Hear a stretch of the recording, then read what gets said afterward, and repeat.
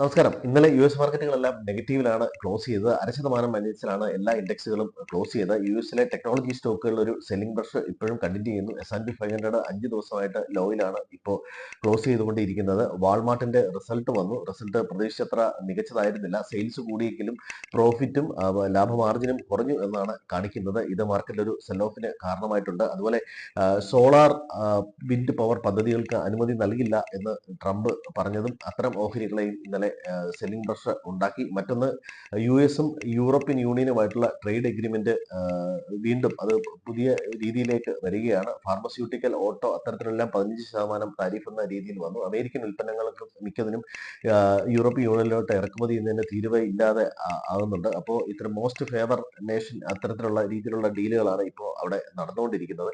ഇനി Indian market നോക്കുകയാണെങ്കിൽ Indian മാർക്കറ്റിൽ ഇന്നലെ മികച്ച രീതിയിൽ ഓപ്പൺ ചെയ്തെങ്കിൽ പോലും ഒരു സെല്ലിംഗ് പ്രഷർ മാർക്കറ്റിൽ ഉണ്ടായിരുന്നു. അപ്പോൾ മാർക്കറ്റ് ആയിട്ട് 33 പോയിന്റ് പ്ലസ് ആയിട്ടാണ് നിഫ്റ്റി ഇന്നലെ ക്ലോസ് ചെയ്തത്.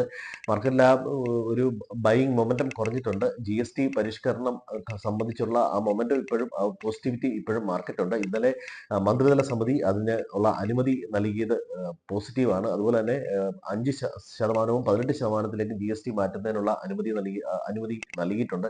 ഇതൊക്കെ മാർക്കറ്റിനെ സംബന്ധിച്ച് പോസിറ്റീവാണ്. ഓൺലൈൻ ഗെയിമുകൾക്ക് റെസ്ട്രിക്ഷൻ ഏർപ്പെടുത്തുന്നുണ്ട്. അതുപോലെ തന്നെ ഇന്ത്യയിലെ PMI ഡേറ്റ വന്നത് 65.2 ആഗസ്റ്റ് മാസത്തിലെ റെക്കോർഡ് ഹൈ ആണ് വന്നേക്കുന്നത്. അതുപോലെ ചില ഡെറിവേറ്റീവ് റെസ്ട്രിക്ഷൻ ഏർപ്പെടുത്തുന്നത് BSE, ഏഞ്ചൽ അത്തരത്തിലുള്ള ബ്രോക്കിംഗ് റിലേറ്റഡ് ആയിട്ടുള്ള ചില ഓഹരികളിൽ അത് സെല്ലിംഗ് പ്രഷർ വരുത്തിയിട്ടുണ്ട്. സമ്പദ് വ്യവസ്ഥ 7% GDP കടന്നേക്കാം എന്ന് SBIയുടെ ഒരു പഠന റിപ്പോർട്ടും പുറത്തു വന്നിട്ടുണ്ട്. മാർക്കറ്റിനെ സംബന്ധിച്ച് മറ്റൊരാശങ്ക ഇന്ന് ജാക്സൺ ഹോൾ സിമ്പോസിയമാണ്. അതിൽ ഫെഡ് ചെയർമാന്റെ സ്പീച്ച് വളരെയധികം നിർണായകമാണ്. അമേരിക്കൻ സമ്പദ് വ്യവസ്ഥയെ പറ്റിയും അവിടുത്തെ പലിശ നിരക്കിനെ പറ്റിയും പറയുന്നത് വളരെ നിർണായകമാണ്. ഇനി ഇന്ത്യക്ക് ഇതുപോലെ തന്നെ പിഴച്ചുങ്കം ഏർപ്പെടുത്തുന്ന ദിവസം ഏതാണ്ട് അടുത്തിട്ടുണ്ട്. അതിനെ സംബന്ധിച്ചുള്ള ആശങ്കയുണ്ട്. യുക്രൈൻ റഷ്യ യുദ്ധം നീണ്ടുപോകുന്നു.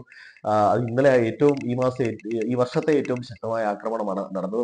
ഒരു സ്ഥലത്ത് സമാധാന ചർച്ചകൾ നടക്കുമ്പോൾ പോലും മറ്റൊരു സ്ഥലത്ത് ആക്രമണം കടുപ്പിക്കുന്നത് ക്രൂഡ് ഓയിലിന്റെ വില കയറാനും ഒക്കെ കാരണമാകുന്നുണ്ട്. ഇന്നലെ പ്രധാനമായിട്ടും മാർക്കറ്റിൽ ഇതൊക്കെയാണ് പ്രധാനമായിട്ടുമുള്ള ന്യൂസ്. അതുപോലെ അപ്പോളോ ഹോസ്പിറ്റൽസിന്റെ ഷെയർസ് അവരുടെ പ്രൊമോട്ടർമാര് വിൽക്കുന്നു എന്ന തരത്തിലുള്ള വാർത്തയുണ്ട്. 1394 കോടി രൂപയുടെ 1.25% ഓഹരിയാണ് വിൽക്കുന്നത്. വേദാന്ത ഓഹരി ഒന്നിന് 16 രൂപ വെച്ച് ഡിവിഡൻഡ് പ്രഖ്യാപിച്ചിട്ടുണ്ട്. IDBI ബാങ്കിന്റെ സ്വകാര്യവൽക്കരണ നടപടികൾ വളരെ വേഗത്തിൽ നടക്കും എന്നുള്ള തരത്തിലുള്ള വാർത്തകളുണ്ട്.